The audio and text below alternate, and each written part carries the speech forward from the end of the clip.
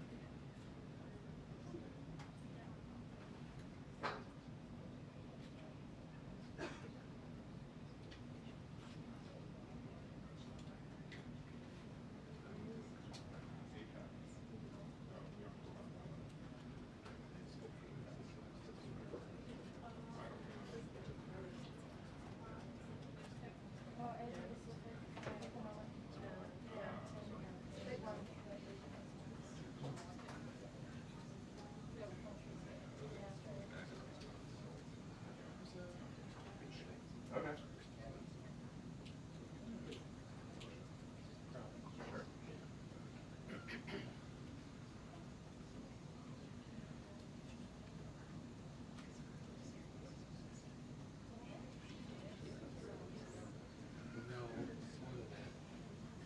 What is it? It's 90 minutes from the border. Syracuse is 2.5 less than all.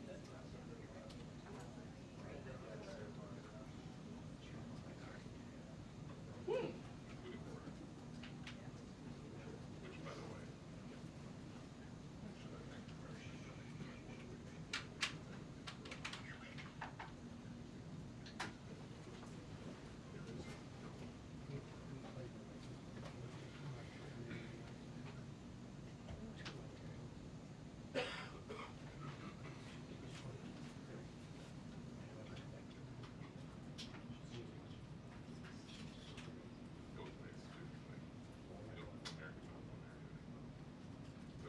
feels like things are off.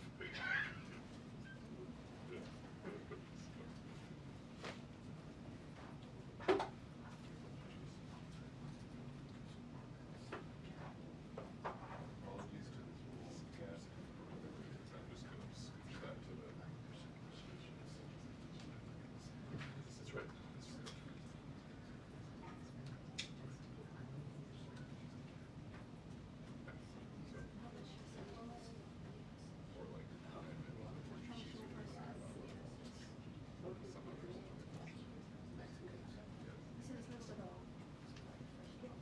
So if you have anything fresh.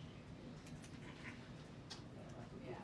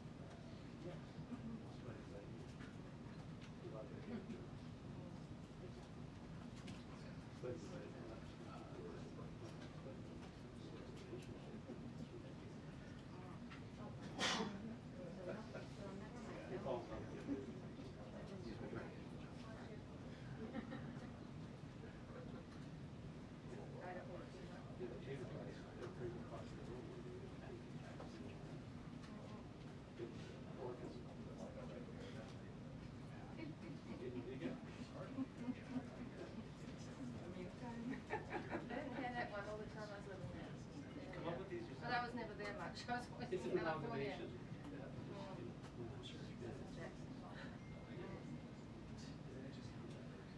Some of my favorite naturals jokes is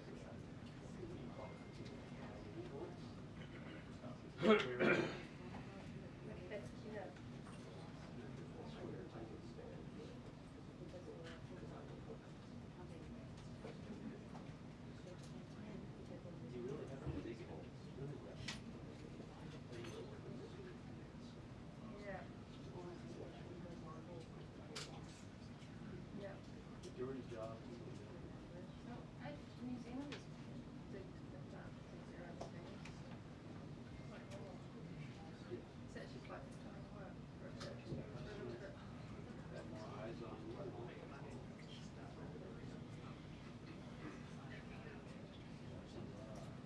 Oh my God, Trump and all that are hard to do.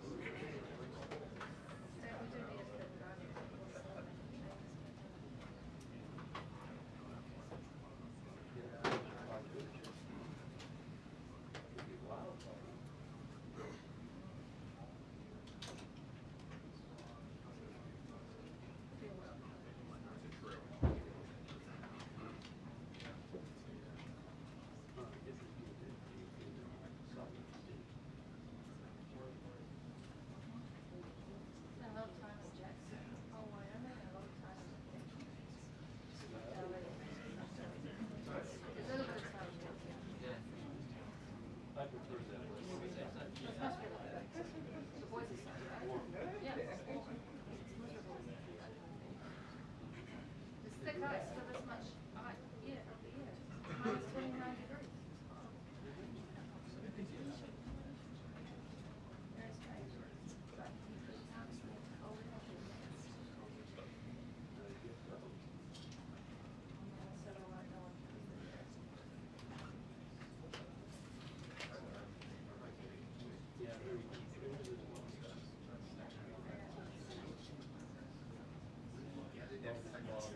Yeah,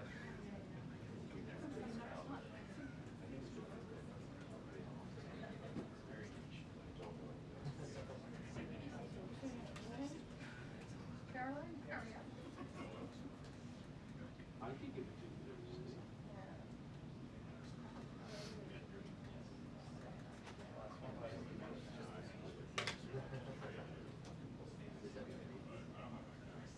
It was spotted in the dog.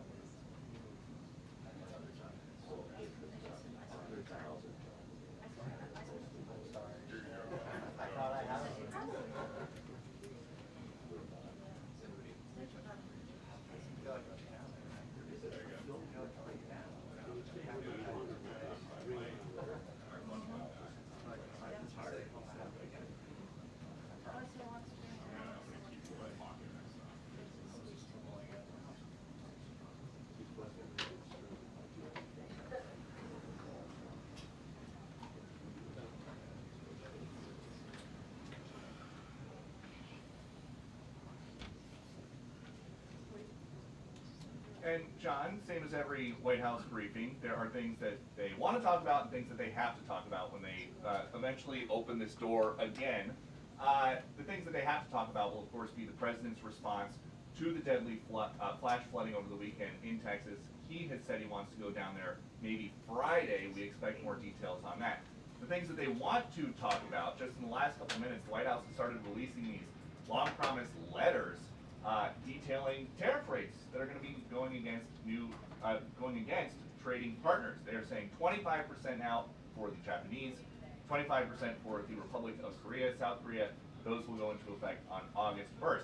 Something else that's happening today, and the reason that all the roads around the White House are closed, Benjamin Netanyahu is going to be here talking to President Trump in private. President Trump is saying that he thinks not only can they figure out the final stages of a peace deal for ending the war in Gaza, the president thinks that the strikes on the nuclear facilities in Iran have Iran now ready to negotiate some kind of a permanent deal. We don't know what kind of a permanent deal President Trump thinks he can get, but if only there was some way to find out, we should have Karoline Leavitt out here anyway. John.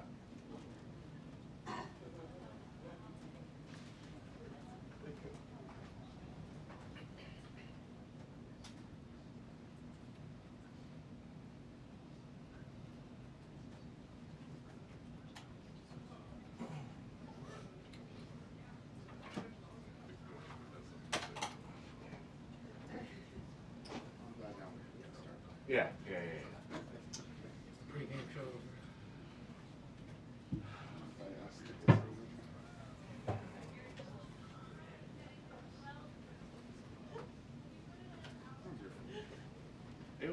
It was nice. How was your course? Did you have to work here late on Friday? Yeah, me neither. Yeah.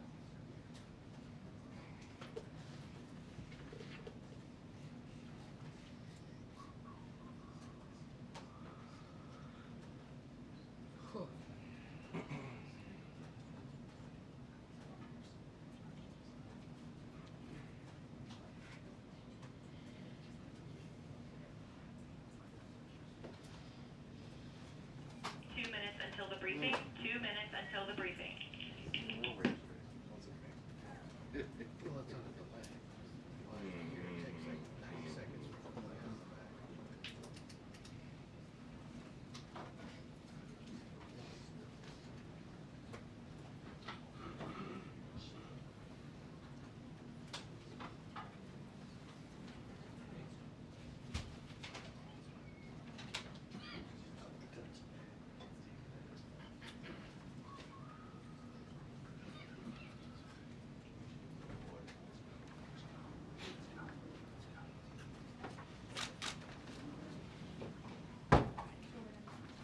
It's gonna feel nice to sit down every once in a while.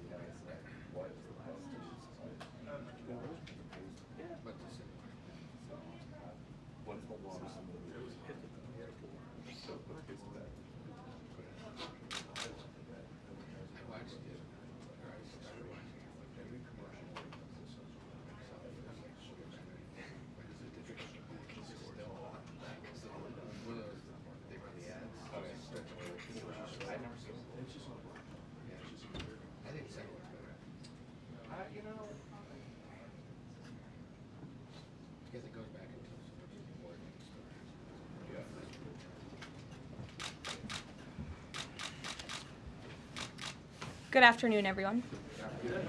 Hope you all had a great weekend. I want to start by addressing the devastation from the tragic flash floods in Texas. Moments ago, the Department of Homeland Security provided an update that 91 innocent souls have now perished. Everyone here at the White House, including the President of the United States, is praying for the victims' families and friends during this unimaginable time. President Trump swiftly signed a major disaster declaration for Kerr County, Texas, to ensure our heroic first responders have every resource they need in the relief and recovery efforts. Secretary of Homeland Security Kristi Noem traveled to Texas over the weekend, and the entire Trump administration is working hand in glove with state and local officials to provide every assistance available. The situation on the ground remains dangerous, and there could be additional public safety threats with potential incoming heavy rain. So we encourage everyone in the area to remain vigilant, listen to all warnings, and respond accordingly. Unfortunately, in the wake of this once-in-a-generation natural disaster, we have seen many falsehoods pushed by Democrats such as Senator Chuck Schumer and some members of the media. Blaming President Trump for these floods is a depraved lie, and it serves no purpose during this time of national mourning. Here are the facts. In the lead up to this tragic natural disaster, the National Weather Service did its job. Despite unprecedented rainfall, the National Weather Service executed timely and precise forecasts and warnings. On July 3rd, the National Weather Service office in Austin, San Antonio, Texas, conducted forecast briefings for emergency management in the morning and issued a flood watch in the early afternoon. Flash flood warnings were also issued on the night of July 3rd and in the early morning of July 4th, giving preliminary lead times of more than 3 hours before flash flooding conditions occurred. And the National Weather Service office in New Braunfels, which delivers forecasts for Austin, San Antonio, and the surrounding areas, had extra staff on duty during the storms, despite claims of the contrary. So to any person who has deliberately lied about these facts surrounding this catastrophic event, you should be deeply ashamed. At this time, the administration's focus will be giving the victims and their communities the support they deserve during these recovery efforts in this tragic time. May God bless the great people of Texas, especially the parents who have lost their children. President Trump loves you. We are praying for you, and he will be traveling to see you later this week. Moving along to some further scheduling announcements. Tonight, President Trump will host the Prime Minister of Israel, Benjamin Netanyahu, for dinner, where they will discuss the positive developments taking place in the Middle East region. Tomorrow, the President will host his 6th cabinet meeting of his 2nd term. Many of you will be invited to cover that. And on Wednesday, the President will host leaders from 5 African nations for lunch in the state dining room. In other news, after the historic signing on the South Lawn of the White House on the 4th of July, President Trump's One Big Beautiful Bill is now the law of the land. Republicans in Congress met the once-in-a-generation moment and codified the Make America Great Again agenda into law. After this monumental achievement, no other president in modern history has worked harder and faster to fulfill their campaign promises than Donald Trump. The One Big Beautiful Bill will get the United States of America firing again on all cylinders. It's safe to say that over the past few weeks, the president has delivered on many, many wins. For the 4th month in a row, jobs numbers beat market expectations with nearly 150,000 good jobs created in the month of June. The American economy has now added nearly 700,000 jobs since January 2025, with American-born workers accounting for all job gains. President Trump drove illegal border crossings to another historic low in the month of June, and Border Patrol once again released 0 illegal aliens into our country. The Supreme Court stopped activist judges from imposing nationwide injunctions and cleared the way for President Trump to carry out his popular and common sense agenda. The University of Pennsylvania agreed to all of the Trump administration's demands and will now keep men out of women's sports. President Trump secured his trade deal with Vietnam, giving the United States total access to their markets. Because of President Trump's unleashing American energy dominance, gas prices are at 4-year lows. And when adjusted for inflation, gas prices are near the lowest levels we've seen in the last 20 years. NATO members agreed to raise defense spending to 5% of GDP, a foreign policy feat long thought impossible until President Trump made it happen. The Operation Midnight Hammer obliterated Iran's nuclear capabilities, taking out this imminent national security threat not just to the United States, but to the entire world. The president secured a ceasefire between Israel and Iran, ending the 12-day war. The president brokered a historic peace agreement between Rwanda and the Democratic Republic of Congo. Pakistan nominated President Trump for the Nobel Peace Prize in recognition of his decisive diplomatic intervention to prevent a nuclear war between India and Pakistan. Blue-collar wage growth has seen its largest increase in nearly 60 years, and President Trump has defeated Joe Biden's inflation crisis with core inflation at the lowest level since March of 2021. And just about all of that has happened in the last 3 weeks, and I know you all know it because you've been very busy here covering it along with us. So with that, I will take your questions today as we kick off another very busy week here at the White House. We'll lead with our new media seat, Brian Glenn, who is, of course, very present in this briefing room. He's put in a lot of hours covering this president, so we're glad you finally have a seat today. Brian, go ahead. It feels great to sit down. Thank you very much. You're welcome. I want to go back to the hurricane. You said that President Trump is scheduled to go to Texas later this week. Can you speculate on what day and what he has plans? Sure. The White House is currently arranging those travel plans. We hope that it will be later this week, likely on Friday, but of course we want to do it at the most appropriate time on the ground for state and local officials. We don't want to interrupt the recovery efforts, but we're planning tentatively for a Friday trip, and when that becomes final, we'll let all of you know, as we always do. And you gave a little bit of reaction earlier, but the National Weather Service, the union, actually publicly stated they had an adequate staff on hand to forecast and predict the storm. You shared your thoughts earlier on how the way the left has really weaponized this to blame the deaths in Texas on Trump. I want to comment on that again. Yeah, I just do think those comments are depraved and despicable, especially when so many Americans are mourning the loss of their children. The National Weather Service, as I said, did its job. Many experts, many meteorologists have said that. Many of you in the media, in all fairness, have said that as well. Unfortunately, not all. And many Democrat elected officials are trying to turn this into a political game, and it is not. This is a national tragedy, and the administration is treating it as such. We know the National Weather Service provided early and consistent warnings. They gave out timely flash flood alerts. There were record-breaking lead times in the lead up to this catastrophe. There is ongoing flood monitoring, and these offices were well staffed. In fact, one of the offices was actually overstaffed. They had more people than they need. So any claim to the contrary is completely false, and it's just sad that people are pushing these lies. Can I just get one more? Sure.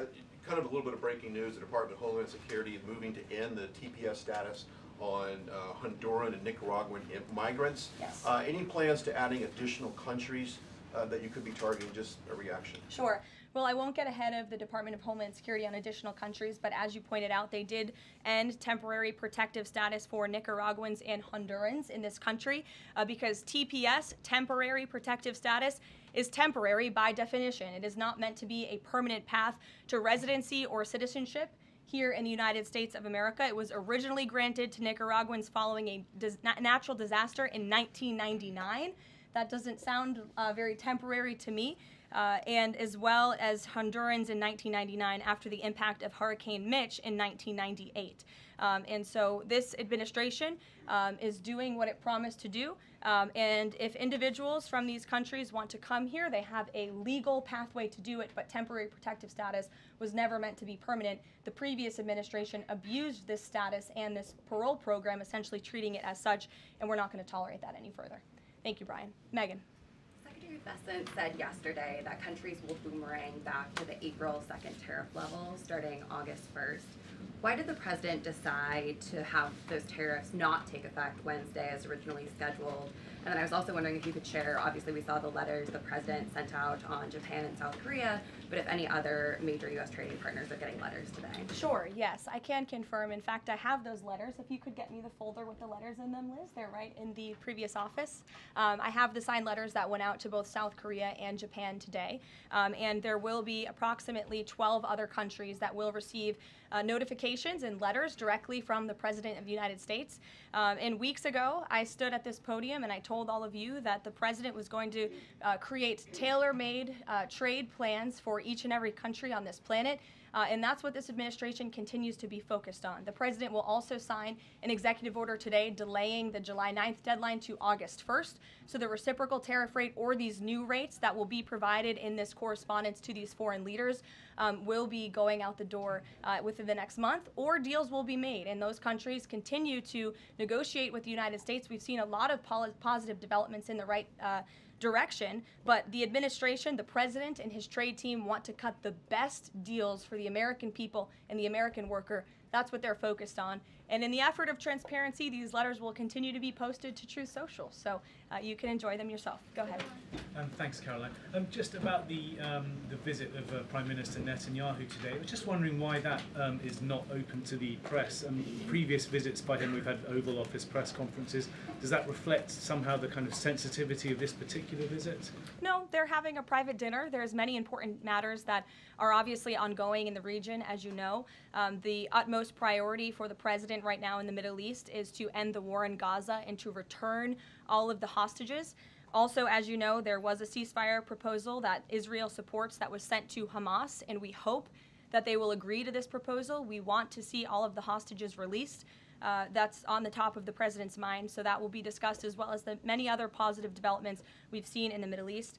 I want to go back to the trade deals. As you see, we have these beautiful letters that the president has signed. This one is to the President of the Republic of Korea, original signature on that, and these will be mailed. And then here we also have another letter to the Prime Minister of Japan as well. Both countries will be receiving a 25% tariff rate effective on August 1st. Go ahead. Thank you so much. You said it, and the president said it many times, you want to see an end to the war in Gaza. Will he give guarantees during this 60-day period of ceasefire that actually the war will end? Because this is a sticking point with Prime Minister Netanyahu, and I'm wondering if they see eye to eye on this point. And how do you see the next day? What the next day in Gaza will look like? Look, right now the president is focused on today and to get the Hamas to agree to this ceasefire. I don't want to comment on the details of the arrangement out of respect for these negotiations, but an agreeable and appropriate ceasefire proposal has been sent to Hamas. And I can also tell you Special Envoy Witkoff intends to travel to Doha later this week, where he will continue to engage in these discussions. And the Qataris and the Egyptians have been incredibly helpful partners in mediating these negotiations and discussions to bring peace to this region and end this conflict once and for all. Kristen.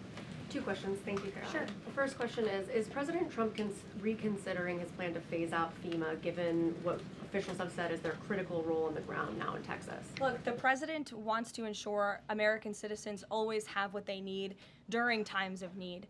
Whether that assistance comes from states or the federal government, that's a policy discussion that will continue. And the president has always said he wants states to do as much as they can, if not more. And in the case of Texas, the state and local officials are doing a tremendous job. And I know the president, Secretary Noem, and the federal government are very proud to be working with them. And the president has promised to give Texas the assistance that they need during this tragic time. Just one follow-up on cuts overall. Over the weekend, President Trump said that Elon Musk was a train wreck. Are there, given this current viewpoint, are there concerns within the White House or from the president himself over the cuts that happened under Musk while he was advising DOGE, including the National Weather Service? I think I've already addressed that, Kristen, and what I can tell you is that these offices were fully staffed. The San Angelo office was fully staffed with 12 forecast meteorologists. There were no vacancies. The San Antonio office was operating with 11 forecasters. And as Brian said, the union themselves said that there was adequate staffing. So I think those words speak for themselves, and the numbers speak for themselves. This was a once-in-a-century flash flood, a tragic natural disaster, and the administration is doing all that we can on the ground to help these families during this time of need. Jeff. Thanks very much, Caroline. Just following up on Kristen's question, is it still the president's plan to phase FEMA out by the end of this year? I just answered Kristen's question for you. One more, hold on, one more. Sure, I'll give it to you. Go ahead. The follow-up on trade as well. 12 more letters coming, you said. Can you give us a sense of which countries those are? I'll let the president reveal those in very due time. Keep your eyes on Truth Social. Michael, in the back. Thank you, Caroline. An armed shooter today was shot in McAllen, Texas, after opening fire on Border Patrol agents. comes just days after Democratic Congresswoman Pramila Jayapal recently said she gets, quote, inspired when activists obstruct ICE. Does the White House expect Democrats to tone down their rhetoric in light of what we saw today in McAllen, Texas? We certainly call on Democrats to tone down their rhetoric against ICE and Border Patrol agents who, again, are everyday men and women. I would encourage AOC and other Democrats to actually meet with the United States Border Patrol. These are honorable Americans who are just simply trying to do their job to enforce the law. They go home to their families every night just like we all do, and they deserve respect and dignity for trying to enforce our nation's immigration laws and to remove public safety threats from our communities. The White House is aware of the shooting that took place today in Texas, and we are working with the appropriate federal agencies to get to the bottom of what happened. Caroline, the DOJ and FBI have now concluded there was no Jeffrey Epstein client list. What do you tell MAGA supporters who say they want anyone involved in Jeffrey Epstein's alleged crimes to be held accountable? This administration wants anyone who has ever committed a crime to be held accountable, and I would argue this administration has done more to lock up bad guys than certainly the previous administration. And the Trump administration is committed to truth and to transparency. That's why the Attorney General and the FBI Director pledged at the President's direction to do an exhaustive review of all of the files related to Jeffrey Epstein's crimes and his death. And they put out a memo in conclusion of that review. There was material they did not release because, frankly, it was incredibly graphic and it contained child pornography, which is not something that's appropriate for public consumption. But they committed to an exhaustive investigation. That's what they did, and they provided the results of that. That's transparency. Follow up on that, Sure. Caroline. Okay, so the FBI looks at the circumstances surrounding the death of Jeffrey Epstein. According to the report, this systematic review revealed no incriminating client list. So what happened to the Epstein client list that the Attorney General said she had on her desk? Well, I think if you go back and look at what the Attorney General said in that interview, which was on your network, on Fox News. Got the quote. Go ahead. John Roberts said, DOJ may be releasing the list of Jeffrey Epstein's clients. Will that really happen? And she said, it's sitting on my desk right now to review. Yes, she was saying the entirety of all of the paperwork, all of the paper in relation to Jeffrey Epstein's crimes. That's what the Attorney General was referring to, and I'll let her speak for that. But again, when it comes to the FBI and the Department of Justice, they are more than committed to ensuring that bad people are put behind bars. They have an operation going on right now called Summer Heat, which has our murder rate trending in the lowest direction in United States history. Their emphasis on violent crime and locking up violent criminals has led to the arrest of 14,000 violent criminals. That's a 62% increase from the same time period last year. So this Attorney General and the FBI Director are committed to putting bad people behind bars where they belong. They promised an exhaustive review. That's what they did. For any further details, I would refer you to the Department of Justice. Kate. Thanks, Caroline. With Prime Minister Netanyahu visiting the White House today, yesterday the president said that he was working on a more permanent deal with Iran, but several days ago he didn't think one was necessary. What changed? Well, when you asked me about this, or when you all asked me about this several weeks ago, I said the president thought maybe an Iran deal was not necessary, but of course the president is always interested in peace and diplomacy. That remains true, and the administration continues to be in contact, both directly and indirectly, with the Iranians on a deal. And then on tariffs, you're now delaying the deadline from July 9th to August 1st. Is that an acknowledgement that perhaps the administration found it more difficult to negotiate these trade deals, or whatever happened to 90 deals in 90 days? No, it's an acknowledgement that this administration is doing what's best for the American worker, and we want the best deals possible for our workers, for our manufacturing base, for our middle class, and they are doing this deliberately and appropriately on behalf of our country's interests. Josh. Thank you. A couple more on the tariffs. You said about 12 more letters. There were about 55 or so countries, including the EU as a bloc, that were facing this tariff increase. All of those, to understand it correctly, are now deferred to August 1st, right? Correct. And on the 12, what happens with the remaining, whatever it would be, 40-something? So just 12 today. There will be additional letters in the coming days. So all of them are going to get a letter at some point? Correct. Okay, and can you tell me why he decided to start with South Korea and Japan? Are they annoying him?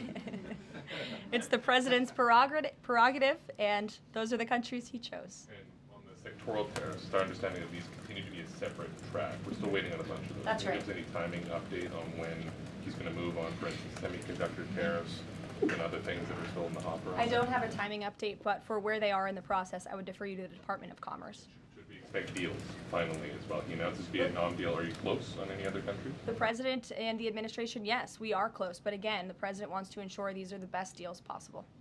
And I would add just one more thing on trade and tariffs to wrap it up.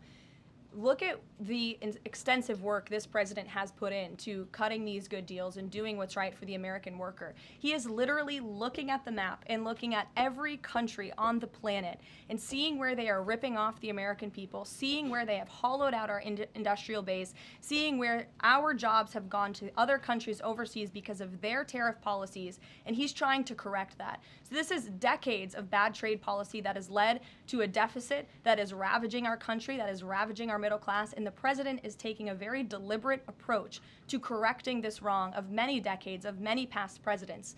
And so I think he should be commended for the time and the effort that he is putting into this. And the fact that he has announced a framework with China, a trade deal with the United Kingdom, a trade deal with Vietnam, and many others to come in just a matter of 6 months is truly historic, and it's a testament to this president and his trade team who are working around the clock to get this done. Sure, go ahead. Thank you so much, Caroline. Two questions on Iran. What's the permanent deal with Iran looks like for the president, and what issues related to Iran should it cover? And secondly, has the president seen the interview with Iranian president, which he says that the United States president, Mr. Trump, is capable enough to guide the regions toward a peace and a brighter future, and put Israel in its place, or it gets more into conflict? Has the president seen these comments, and what's his reaction to these comments? I'm not sure if he's seen those comments, but certainly I think it's true that the president is the right man for the job to move the direction, this region into the direction of peace and stability for the future. That's what he and his national security team are working on every day, and we've already seen historic achievements in that direction. Go ahead. In the back. Kelly, go ahead. Great, sure. And then in front of you. Couple questions for you. First, y'all need name tag signs. First question on the flooding in Texas. Sure. I know there has been some concern about the timing of the alerts, knowing that they did go out, but the warnings coming out in the wee hours, so while many people were likely sleeping. Can you share just details what you know about why those warnings were sent while people were likely sleeping, and then what the administration is doing to ensure that these alerts come out sooner? Well, the alerts imminently were sent out before the flood when people were sleeping, because the flood hit in the very early hours of the morning. So people were sleeping in the middle of the night when this flood came. That was an act of God. It's not the administration's fault that the flood hit when it did. But there were early and consistent warnings. And again, the National Weather Service did its job. On July 2nd, there were initial notices of potential weather and flooding risks were issued. On July 3rd, escalating warnings throughout the day with a flood watch issued at 1:18 p.m. And then later, at 6:10 p.m. on July 3rd, the Weather Prediction Center warned of excessive rainfall and a high likelihood of flash flooding. At 6:22 p.m. July 3rd, National Weather Center issued a hydraulic warning, highlighting considerable flooding risks, including in Caryville County. And then there were the timely flash flood alerts at 11:41 p.m., 1:14 a.m., and then another flash flood emergency warning issued at 4:03 a.m. just before the flood hit. So those were all of the warnings that went out to the affected area and region. Go ahead. One question on education funding Go for ahead. states and local Appreciate it, districts. Caroline. Two questions for you related to the Prime Minister's visit today. Number one, there's a report circulating that the Gaza Humanitarian Foundation provided a proposal to the White House to build these so-called humanitarian transit areas inside and outside of Gaza. The GHF is insistent it has nothing to do with that proposal. Can you shed any light on whether the White House has received such a proposal, and if so, from whom? I'm unaware if a proposal from the Gaza Humanitarian Foundation was sent to the White House. I haven't seen it, but I can ask our National Security Council. And also a document circulating that the White House is prepared to lift the Foreign Terrorist Organization designation from HTS, the group of President al-Shara in Syria. Can you confirm that that's taking place? Again, I haven't heard that, or I'm not aware of that action taking place. As you know, we did lift particular sanctions on Syria, but we did leave them on for particular terrorist groups. If that has changed, we will, of course, let you know if there's a change in policy, but I'm unaware of one at this time. Sure, go ahead. Me? Hi, Caroline. Thank you. And then you can go too, since you're so eager. Ahead of the president's meeting with Prime Minister Netanyahu today, is there a scenario where Israel has made it clear that they will not bring an end to this war until Hamas is decimated?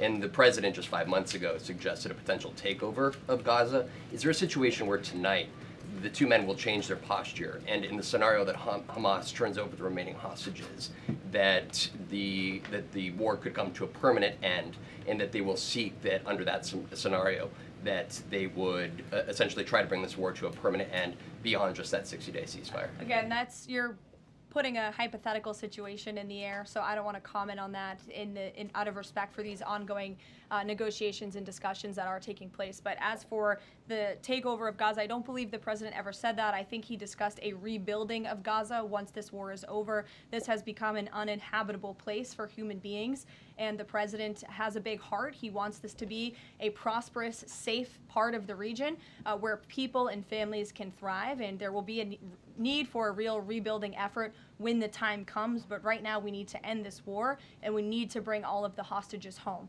The president is adamant about that. The war tonight? Look, again, I will let the president speak for himself later if he decides to comment on the details of the agreement, but out of respect for the discussions, I won't do that from the podium. Go ahead. So Congressman Lawler and Gottheimer have introduced a bill in Congress, the Bunker Buster Act, that would allow the United States to sell B-2 bombers and bunker buster bombs to Israel.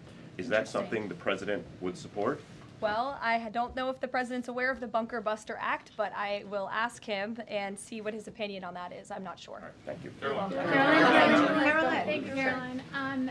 Building off of the question earlier about the shooter in Texas who targeted ICE, Axios reported today, I believe, that Democrat lawmakers were saying their constituents are calling on them to be more violent when they go to ICE facilities, including, I believe, they want them to shed blood, and that they said that Democrat lawmakers should be willing to get shot themselves. Can you respond to that, and do you have concerns that any of these lawmakers might act on the wishes of their constituents? It's hard to believe anyone with morals in this country or decency would say such a thing. Obviously, the White House condemns that rhetoric, and we condemn violence of any kind. This administration is simply trying to enforce our laws, and we must be a nation of law and order. You cannot simply waltz across our border and live here illegally and expect to stay. We are going to enforce our nation's laws, and the men and women who are doing that are doing so in a respectful way. They are doing so within the confines of the law, and they are just trying to do their jobs. And we condemn any violence or any calls for violence of any kind against any American. Go ahead. Thank you, Caroline. I wanted to ask you if... I was not calling on you, but you can go ahead. It's fine. There's a lot of people in here today. President Trump already saw the letter that the Colombian president Gustavo Petro sent him, apologizing for his comments a few weeks ago, suggesting that there was an involvement from the U.S. government in an alleged coup d'etat in Colombia. And Secretary Rubio recalled the U.S. Chargé d'Affaires in Colombia. Did President Trump saw that letter, and what do you think about the comments from President Petro suggesting that the U.S. has some kind of involvement in a coup? I'm not sure if the president has seen that letter, but I can check with him in the National Security Council. We will get you a response if you follow up with my team. We will find out for you. Caroline. Sure, go ahead. Iris, go ahead. Thank you, Caroline. Thank you, Caroline. On two topics. First, I love how excited everyone is on Monday. Yes, Raquel, you can go out. On two topics. First, tariffs. The president announced last night that any countries aligning themselves with the anti-American policies of BRICS will be charged with an additional 10% tariff. Can you tell us more details on that? What specific policies is the president talking about here? What policies should countries stay away from to avoid being subject to additional tariffs? Sure. Well, the president feels, generally speaking, that BRICS is seeking to undermine the interests of the United States. It's the president's utmost responsibility to put the interests of the United States first. That's how he views his job as president. So he's going to ensure that America is fairly treated on the world stage, and he'll take any action necessary to prevent countries from taking advantage of the United States and our people. Raquel, go ahead. On illegal immigrants, Reuters our Tom Homan told us this morning that ICE will have to arrest 7,000 illegal immigrants every day for the remainder of this administration to just catch the ones that were let in during the last administration. I'm wondering what the new resources and manpower, of course, given by the big beautiful bill, which of course opens the door for ICE to hire additional 10,000 agents and officers. What's the administration's expectations now for daily arrest numbers going forward in upcoming months? Sure. I'll let the Secretary of Homeland Security and her department speak on what they're looking for in terms of daily numbers. What I can tell you is I receive the daily reports each morning, and ICE is out there doing the jobs that they swore an oath to do, and they are removing public safety threats from our communities every day, and our country is becoming a safer place because of their efforts. And the One Big Beautiful Bill that is now law will give significant resources to ICE and Border Patrol to continue the tremendous work that they are already doing. And I think every American who wants to live in a safe neighborhood should be grateful for their efforts. Thank you, Karoline, so much. Raquel, and then I can go to you. So much. And then you, Dr. Harper. Thank you, Caroline. It's a follow-up on the BRICS question. So does President Trump believe that the BRICS are getting stronger or trying to isolate the United States? And how close is he monitoring this summit that is taking place in Brazil right now? He's closely monitoring it, which is why he put out a statement himself. He does not perceive these countries as growing stronger. He just perceives them as trying to undermine the United States' interests, and that's not okay with him, no matter how strong or weak a country may be. Go ahead. Yes, go ahead. Yes. As promised, yes, go ahead. Thank you. Does Trump have a vision for post-war Gaza? You mentioned, he's talking about now the ceasefire, but does he support permanent or temporary Israeli presence in the Gaza Strip? Does he continue to see a continued role for the Gaza Humanitarian Foundation to continue to operate in the Gaza Strip? Well, as you know, because we've talked about it before, the president has directed aid to be moved into the region, and that has been taking place. You've actually seen people in the Gaza Strip yelling out, "Thank you, Trump," for the aid and for the meals that they have received, because the previous administration never did that for some reason. But this president, again, wants to see peace and stability in the region. So as I outlined previously, he views this part of the region as having a real chance at being peaceful and prosperous. But again, we need to end this war. We need to get all the hostages home, and Hamas needs to accept this proposal in order to do that. Dr. Harper, go ahead. I'm Dr. Anthony Harper with the Intermountain Christian Youth. Thank you for taking my questions. Given the nature of the Palestinian Authority, with their pay to slay, teaching Jew hatred to children, corrupt leaders, and no elections for 19 years, who does President Trump support to govern Area A and Area B to prevent Hamas from ruling? And what is President Trump's position on Israeli sovereignty? Sure. Well, the president believes Israel, of course, has a right to defend itself. As for the first part of your question, you're getting ahead, Dr. Harper. As I told you, the president wants Hamas to accept this proposal right now. He wants to see peace in this region, and he's committed to doing that. Sean. Hey, Caroline, can you just please walk us through the decision to halt the supply of weapons to Ukraine at a time when Russia is really hitting Ukrainian cities and civilians? Was that the president who decided that, or did the Pentagon do it without his approval? No, neither of those things are true. I'm happy to walk you through it. This was a standard review by the Pentagon of all weapons and all aid and all support that the United States is providing all countries and all regions around the world, not just Ukraine. When the Secretary of Defense took office, he directed the Pentagon to conduct this review to ensure that everything that's going out the door aligns with America's interests. So it's a pause to review to ensure that everything the Pentagon is pushing out there is in the best interest of our military and our men and women in uniform. Fran. Two questions on Israel. You suggested that Hamas is the impediment currently to a ceasefire. So if not a ceasefire deal, then what does the president hope to achieve with tonight's dinner with the prime minister? Again, you guys are getting around to a lot of hypotheticals. I don't want to get ahead of the president, but there are many other issues to discuss with Prime Minister Netanyahu tonight related to the region and just the entire world. So this will be a dinner to talk about Operation Midnight Hammer, which was incredibly successful, to talk about peace in Gaza and ending that conflict, as well as many other topics of discussion in relation to Israel and the United States. Sure, go ahead. Thank you, Caroline. Given the fact, this is on the trade letters, given the fact that the president put into effect the tariffs on April 2nd and then put the pause into place, is the president at all concerned that these countries that are receiving the letters won't take them seriously because the deadline seems to have shifted already and may shift again?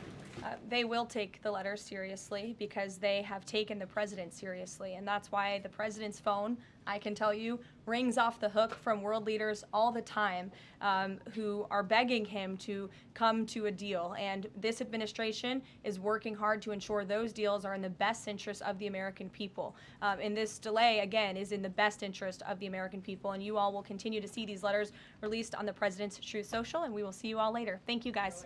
Thanks, Caroline.